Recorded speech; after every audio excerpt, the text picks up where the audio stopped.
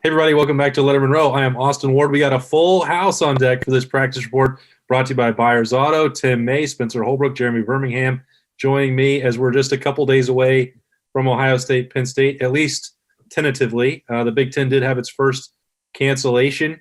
Wisconsin and Nebraska will not happen. Just those same Huskers that we saw a couple days ago in Columbus. They were ready to go, but Wisconsin is not. So this brought up another conversation today as the Buckeyes were back on the practice field about making sure that they remain vigilant because this thing can get away in a hurry. And we talked to Justin Fields and Sean Wade and several other Buckeyes today. They're like, well, this doesn't change anything for the Buckeyes because they've already been doing this since June and making sacrifices and staying on guard. So I guess, Berm, for the Buckeyes, they didn't need this reminder, but the rest of the Big Ten got one. Yeah, I mean, it's not just Wisconsin either. Penn State's numbers are up 3 times over what they were last week in their positive tests. And it's what we've said over and over, and I hate to sound like a broken record, but you just don't know what is going to happen from week to week. And, if you're a Seinfeld fan, I really feel like Justin Fields and the majority of the Buckeyes should be bubble boys at this point because you just simply can't even risk going anywhere, because even if you are a young, healthy person that gets the test positive, but you're asymptomatic, you're still out. I mean, you don't have to be sick to be out. And that's, what the Big Ten, that was sort of the deal with the devil that they made to get back on the field. And here we are. Graham Mertz, from what I've heard and read, is healthy. He's not sick or anything, but he's tested positive. And so he's out. And so are 6 other players at Wisconsin and Paul Chryst. And Tim, we heard about this from Ryan Day yesterday, and then with Justin Fields that Vern brought up Graham Mertz. The starting quarterback is the one that drives the engine for everybody, but especially Ohio State when you have a Heisman Trophy candidate. Vern wants him in a bubble. That's not going to happen, but Ryan Day has taken him, and they've taken some steps, some meetings where Justin Fields is going to go with Ryan Day, and the rest of the quarterbacks are going to go with Corey Dennis. They are aware that this is a delicate situation that has to be managed, especially when it comes to that one guy, that one position that leads your team. Yeah, I mentioned this way back in the summer, that the big fear wasn't that 3 or 4 guys might get COVID-19 on your team, but if all 3 or 4 of those guys are your quarterbacks, you're kind of screwed.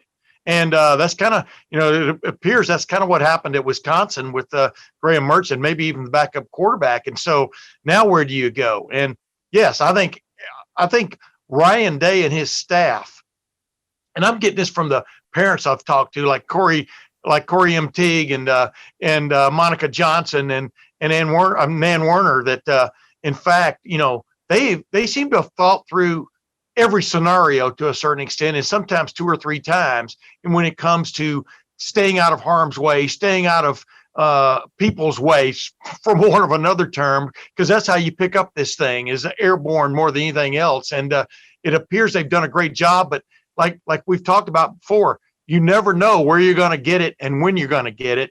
You just hope you don't get it. And I think they've done a great job so far of not necessarily a bubble, but let's say a big old circus tent they've been operating in. Yeah, Spencer, I guess I was hoping that we could be done with talking about this after 6 or 7 months, but we obviously got one quick refresher after just 1 week in the Big Ten that this is not something that's going to go away, and it's going to loom over every week of the regular season. Yeah, it's going to be really tough to navigate this thing. And I put the blame on the Big Ten for canceling things in August when they had the flexibility to reschedule games. Now Wisconsin and Nebraska don't even get to play. So, the fault lies a little bit on the Big Ten, but also might lie on Wisconsin, because all of Illinois' players tested negative. Wisconsin wins a game on Friday night, has Saturday off. You don't know, you can't accuse anybody of doing anything, but, you just have to make sure you're being as careful as you possibly can. Because if that thing gets in the building of any of these Big Ten schools, the whole team could be shut down for weeks at a time, and the season could be done. So you hate to have to keep, hammering that nail, but you kind of have to, because it could happen at any point to anybody. The virus doesn't know, who it's infecting. It just knows that it is affecting. Hey, Austin, real quick too. You remember some people took umbrage when Ryan Day was on a teleconference a couple of weeks ago, and he says you just have to think anybody you run into has it, and treat them like that. And then, we remember on Saturday, Chris Olave, basically his mom and brother came over from California to watch him play, but he wasn't going to be allowed to even hug them after the game. So those are the preventions and the reminders that Ryan Day has put in place. Funny is not the word for what I'm about to describe. Interesting or sad or bizarre, I don't know, but it doesn't. The Big Ten was starting to be praised for their restraint and the way they handled it, bringing back football, and that they were quick to move, but also that they put so much thought into daily testing. Well, now we're back on the other side, and we're looking at the idiotic decision not to put in any room for postponements or cancellations, which were already inevitable and being proven to the same people that voted in mid-September to bring it back. You'd already seen that happen at other places, and you had to be aware that that was going to be what happened. And now it's costing them, maybe one of the most important games in the West. There's no chance that Spencer just talked about this. Nebraska and Wisconsin, suddenly the way the Huskers played on Saturday against Ohio State, at least early on and playing a competitive game, looked like a team that could beat Wisconsin. And now you're trying to deal with weird situations where Nebraska is going to have to hope that Wisconsin loses because of the tiebreaker. They're going to likely be playing uneven amounts of games just to decide who's going to win the division. And this is, I know that everybody has to sacrifice and nothing was going to be perfect, but this was one that you could see from a mile away, and you only needed to put 1 week in there, Berm. Yeah, and it was obvious from the start when the Big Ten's regulations came down about the 21 days, despite the fact that the CDC recommendation is 10, the fact that the tests that they're using, the daily tests, have a 15% false positive rate. So there's all these things built into it that you just had to know that there was going to be a week or two when things got a little bit haywire. And again, it's hard to look at it from a 10,000 foot view and be like, okay, the Big Ten was going to screw up, but every other league has had these issues, and the SEC, the Big 12, they built in these extra weeks to allow for this to happen. And the Big Ten had a very easy road to do the same thing and chose to not do that for whatever reason. And this is what you're going to get. Everybody knew from the minute that the return to play was announced, with the percentages that they gave, with the number of tests or positives that they put in, shutting down the program, et cetera. Like, it was inevitable this was going to happen to someone. I think it is unfortunate and somewhat shocking that it happens to the Big Ten West's best team, and it happens the day after they play their first game. And I think that is an indicator really of what we've talked about all along. If you are not on top of this every minute of the day, you're putting your entire season at risk. And everything that these players and parents and coaches and administrators fought for is just kind of shoved right out the window. And that's it's unfortunate. Yeah. And, the interesting thing is that one of the reasons you've got a 21-day window is number one, for the quarantine, number two, so they can test you down the road and see if you have any indications of myocarditis. But then number three, they work this buffer time for you to get reacclimated to football for a week after you're clear. And that to me was the I don't know if overkill is the right term. I don't know if you could use any term like that right now to describe this, but it was definitely over the top. And the other thing is, and this, Berm, and you guys, Spence, that all the five Power Five conferences aren't all working with the same parameters when it comes to that. So that's how just herky jerky this whole exercise is. All right, who wants to talk about football? What's football? All right, couple of hands. I do. Berm, you were voted down. You don't get to talk about COVID anymore. All right. Oh, darn it. Shifting gears back to a real practice report brought to you by Byers Auto. Spencer, I'm going to start this with you. So Justin Fields gave his weekly update, and we talked a little bit with his, Ryan Day about this yesterday as well. You look at the rushing totals. And last year, Penn State was the heaviest workload that he had. We know that Ohio State will do whatever it takes against a very competitive team to win the game. He ran it 15 times. 3 of those were sacks. Some of those were scrambles. And so the question was, is this the right amount for Justin Fields? And he, again, has said the same thing that he said all along. However many times he needs to rush the football, he'll do it. Yeah, I think the right amount is 52-17. That's the right amount. And I think the right amount will be the final score on Saturday. So whatever it takes for them to win, the offensive line has his back. If he gets hit somewhere that he's not supposed to, he gets touched somehow that he's not supposed to on the football field, the offensive line is going to take care of him. That's not a concern. The offensive line is going to get better. He's probably not going to have many sacks anymore this year, although Penn State's defensive front is pretty good and it's going to present a challenge. Any way that he can get this football team over the top to beat Clemson is really what this all comes down to. If he has to rush it 37 times, then he'll do it to beat Clemson. But I think finding that mix and between making him throw the football away and reminding him of that is something we've talked about this week, and scrambling to find a lane to run the football and get 5 yards on 3rd and 11, 6 yards on 3rd and 7. You've got to be delicate with it, but also if you're winning games and he's healthy, that's what's most important. The wrong amount is him going back into the game in the middle of the fourth quarter up 45-17 when you've got 3 quarterbacks who haven't played much at all. The wrong amount is putting him in jeopardy, possibly when he doesn't need to be in jeopardy actually on the field, because, quarterbacks get hurt as much in the pocket probably as they do running and getting tackled. And like Spence was talking about, dual threat is the way you describe Justin Fields. You can't have okay, you can only run it 8 times. I mean, who's keeping that, who's keeping that number? You run it to be effective, to move the chains, et cetera. But you also, once the game is in hand, you let somebody else run it, right? I mean, I think those are the numbers they need to watch more than just the number of times Justin Fields is running, because Justin Fields running with the football is one of the dangerous weapons in college football. Berm, how would you manage it? I mean, I think the goal is obviously to keep Justin as clean as possible, but you have to understand that he is not just an extra weapon for the offense when it comes to getting him out of the pocket or running him.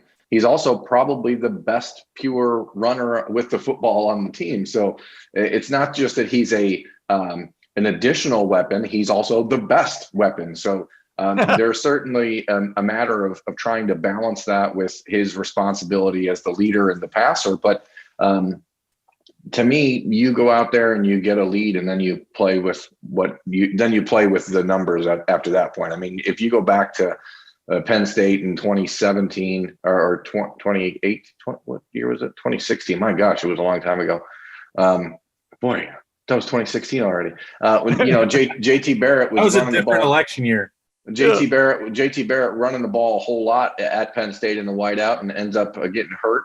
And this changes how he was able to manage the game in the second half and allowed Penn State to come back in the game and ultimately win that with the blocked field goal in return for a touchdown. So I think that you need to be conscientious of what you got to do to get the lead, understanding that you have not just, one of the best players in college football, but you have the player who separates you from every other team in college football. And my goal is to keep him in the pocket throwing the ball. I wouldn't want to run him if it wasn't such a game changer for the offense at all. Yeah, I agree. I mean, number one, like they reiterated after the game the other day, sometimes you got to know when to throw it away, and sometimes you got to know when to punt. And I think that's the tricky thing when you've got a guy as dangerous as Justin Fields as your quarterback. I think what's interesting about, just looking at the opener, when I left and we looked at that stat sheet before, rapid reaction, I really didn't feel like it 15. Like I wouldn't have guessed that the carries were that high for him, because there were still a number of plays. Remember, there was one rollout kind of flushed out where he fired a ball into Garrett Wilson where the coverage was still pretty tight. So my thinking is he's still not scrambling often to run the football. Now I know that he had the touchdown and spin move, but he is generally still looking to get out of the pocket and still throw. So it's not as if he desperately wants to keep the ball in a zone read, or that Ryan Day is dialing up a lot of QB powers. To Berm's point about the way JT Barrett would run the football for the Buckeyes, like that's not really what they do with Justin Fields. They could certainly do that more if they wanted to, in terms of called runs. But Justin said it today. Like he felt like defenses are slower to him than they were before. And I almost feel like sometimes that sense of knowing how much better he is than everyone else he's playing against it changes the way that he thinks about what I should do on any play. Because to me, it's like watching a grown man playing, backyard football with a bunch of kids at Thanksgiving, right? Like you just kind of feel like you can go, well, you don't have to even do much because you can just, I'll just run this one. They can't stop me. I'll just do that. And we talked about it yesterday, like 3rd and 18 is nothing to Justin Fields at this point. So yeah. I don't think it's in his mind to say, screw it, I need to throw this ball away, because why would he? The guy can literally make up any play that goes wrong the next play, and he knows it. And I think that confidence is what you want out of your quarterback. Yeah, his demeanor on Saturday, last week against Nebraska, there was not one play where I thought he looked frantic. That is huge. This guy, like he talked about, I mean, you go from playing your first game a year ago with blinders on like this to where you see everything now. It's like you've got 180-degree radar in front of you. And I think that's what he's enjoying. And the key is, like you said, just making maybe a couple more decisions to throw the ball away instead of taking a big hit. Spencer, I've got this belief that Ohio State's offensive line is so good that they could win the Joe Moore Award. And a big part of the reason for that is Nick Petit-Frere. And the last couple of days, and the champion grades come out, he gets that. He got the start on Saturday. We already knew that was coming. We talked ad nauseum about his diet, but he had to go out and play and prove why he was out there for that first unit. And started with Josh Myers yesterday. He said this guy played really, really good. And you can kind of tell that he is operating, Nick spoke on Wednesday with the media that his confidence is completely different than when we may have talked to him after Northwestern last year, for example. Well, I think it makes it easier for his confidence when he's playing beside Wyatt Davis. If he was playing on that left side and he was beside Harry Miller and they were side by side as two new guys, you might have more questions. But the fact that he gets to line up beside Wyatt Davis every play and talk to Josh Myers every play if he needs to, that's got to just bolster your confidence. That's your starting spot now. You're not looking over your shoulder because, that was an audition last year against Northwestern. This is not an audition anymore. His audition came all offseason and he proved it. And I think that just feeds into that confidence and allows him to be the kind of player that Ohio State wants him to be. And, we're not the greatest evaluators of offensive line talent. I'd like to think I'm getting better at it, but we're not the best at evaluating all that. But Josh Myers is. And when Josh Myers gives that kind of praise to a first-time starter, I would still consider Nick a first-time starter just because that Northwestern game was just one instance. When he gives that kind of praise in that situation, Nick Petit was doing something correct. Yeah, and Spence, don't you agree? He's always fun to talk to. I'm talking about Nicholas Petit-Frere. He's always fun to talk to. And by the way, like you said, the weight he's gained thanks to his mom as much as anybody else. I think you ought to take Petite out of his name, but that's just me talking. He's now Grand Frere. Yeah, no, maybe his nickname should be Nicholas Not So Petit-Frere. I think that it's one of those situations where, and we talked about it last week, that the ceiling of this offensive line with Petit-Frere and Harry Miller in it is so much higher than it was a year ago with the guys that they're replacing. But it also helps for Nick to have had now 10 months of Paris Johnson pushing him and saying, that starting spot is not guaranteed just because you were the number 1 ranked offensive tackle in the country coming out of high school and you've waited your turn. Like, you still had to go out there and earn it. And I think that for Nick, seeing Paris come in the way he did and in the shape that he was in probably helped keep him a little bit more motivated when he was at home tearing down gutters on the side of his parents' house. Well, yeah, whatever happened to Tate Martell, by the way? But go ahead. Who knows? Paris Johnson factor for him is the exact same thing where Nick Petit-Frere was doing that for Brandon Bowen and Harry Miller was doing that for Jonah Jackson last year. That we talk about it a lot, and it almost becomes cliche with how important the depth is and the quality depth that the Buckeyes recruit. But, it's not a slight when we talk about this offensive line potentially having a higher ceiling than the one before. It's the same way we've talked about Larry Johnson and the Rushmen, that these guys are just building off of what came before them. So Jonah Jackson and Brandon Bowen were great players and valuable. That team didn't lose a game all the way up until the Fiesta Bowl, which they still did enough to win it. And Nick Petit-Frere couldn't get into that starting lineup because the other guys were playing at a high level. So that's sort of the state of where this program is. That I know there are people that wanted him on on the field earlier because of his 5-star recruiting ranking and the lofty expectations. But there's also really good veteran players on this team, and they're getting pushed, and then they take the torch from there. Yeah, that's what I've always talked about, many times as we do these things, that what sets Ohio State, Alabama, and Clemson apart is they've got these guys in their program. They're, like I said, a lot of people keep looking at the door, who's coming through the door. They've got people who've been inside the building for 2 and 3, sometimes 4 years, who are rising, who are pretty well, thought of when they first came in. And now I'm not going to say it's their turn, because that's the reason I made that little shot about Tate Martell, leaving instead of competing with Justin Fields. But and I know it went over some people's heads, but that's okay. But the bottom line is, that's what separates these big time programs from most others across the country. Somebody told me a few years ago that it's great if you're signing 5-star offensive linemen. It's great for your program. It's bad for your program if they have to play as freshmen. And Good point. I think that what Ohio State has been able to do the last few years, and it was Ryan Day's number one point of emphasis when he took over as the head coach from Urban Meyer, was to restock the offensive line room. And they've done a great job with that. And now we'll find out on Saturday if that upside can play against the 2 of the best defensive ends that they're going to see all year long.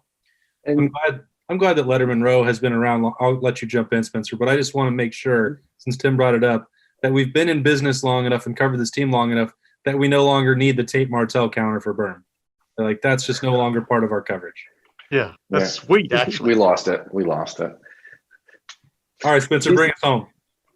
This offensive line thing is interesting to me because every time we talk about this offensive line, sometimes we bring it up, sometimes we forget to talk about it. Greg Studrawa was challenged by Ryan Day. The offensive line needs to be a room that is competing at every level. And I think you're going to look back at the 2019 offensive line and say, those guys were backups on that team. When we look back at this team 5 years from now, and those guys were backups on the team, Harry Miller, Nicholas Petit-Frere, those guys are starting now in the NFL. Like, this room is so complete that the second team guys are competing for playing time. Paris Johnson comes in right when he gets on the campus. He's competing for a starting job. And that's not a testament to the weakness of the room. It just shows how good he is. He's doing that despite how good the room is. I just think Greg Studrawa deserves a ton of credit for what the offensive line looks like. I know there's a ton of talent there, but I think we kind of short sell him sometimes in the job he's done to restock it and the entire offensive staff to recruit the kind of players that they do to restock the offensive line. Yeah, a great example. A great example was, what was Jack Miller supposed to do? Just fall down last week? He had green space ahead of him with the backup line in there, so he took advantage of it. Yeah, I don't care what you say, Spencer. I really think that Stud's going to have a Joe Moore Award this year on his shelf. So I'm a believer. I'm surprised that you don't think that, but Joe Moore. Maybe you'll get there. Great point there about Stud from Spencer Holbrook. Great stuff as always from Jeremy Birmingham and Tim May. I am Austin Ward. This has been a Byers Auto practice report. Just a couple days away to hit the road for the Buckeyes to Penn State. Still on as of now. Buckeyes seem to be in great shape. So for primetime showdown in the Big Ten East, we're getting ready, gearing up our coverage at Lettermen Row for that. Appreciate these guys hanging out with me right here. Stay with us at lettermenrow.com all year for full coverage of the Buckeyes. We'll see you there.